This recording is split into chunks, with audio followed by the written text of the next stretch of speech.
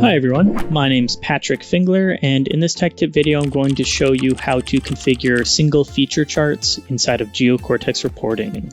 Let's dive in. Alright, so here you can see I'm in Geocortex Reporting, and I'm going to go ahead and create a blank layer report. So I'm going to use an existing data source here. Select my street map service and my tax parcels layer. This is just going to create a blank report. And first things first, let's add a chart to this report. So here I will grab our charting component. Let's drag that in. Let's open up the designer. And let's first thing, this is important, we want to connect our data source and data member to associate it with our tax parcels layer. And once that's been configured, let's go ahead and add a series. Let's just add a bar chart. And let's then add our argument will be the parcel ID. And the value data member will be, let's do, improvement value. So our x-axis will be the parcel IDs and our y-axis will be the improvement value of each parcel.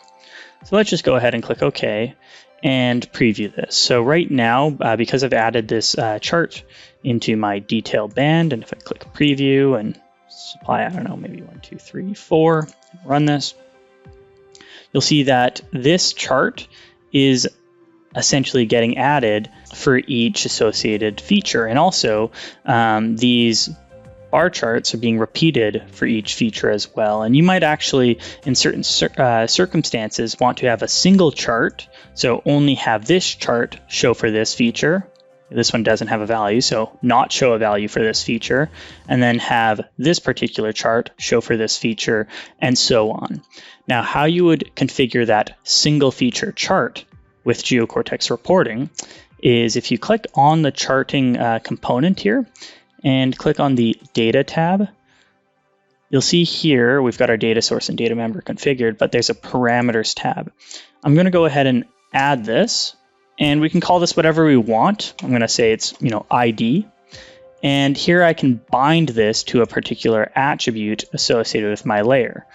So I'm going to find object ID and bind that to this ID parameter. And then I can open up this designer, and let's go ahead and select our series. And you'll see here there's this filter string option. This is going to essentially filter the chart, and essentially what I want to say where the object ID equals the object ID of the current feature being generated. So you can manually construct this if you wanted to. You could add a condition and go ahead and find the object ID and create a parameter. And this parameter name has to match the parameter name that you provided it with. So you could create a new parameter. But one way to do this quite easily is here. You can just use the advanced mode, and this logic, where this is the attribute name, and then anything that has a question mark before it will be the parameter name. So I'm going to go ahead and click OK. So my object ID equals my ID.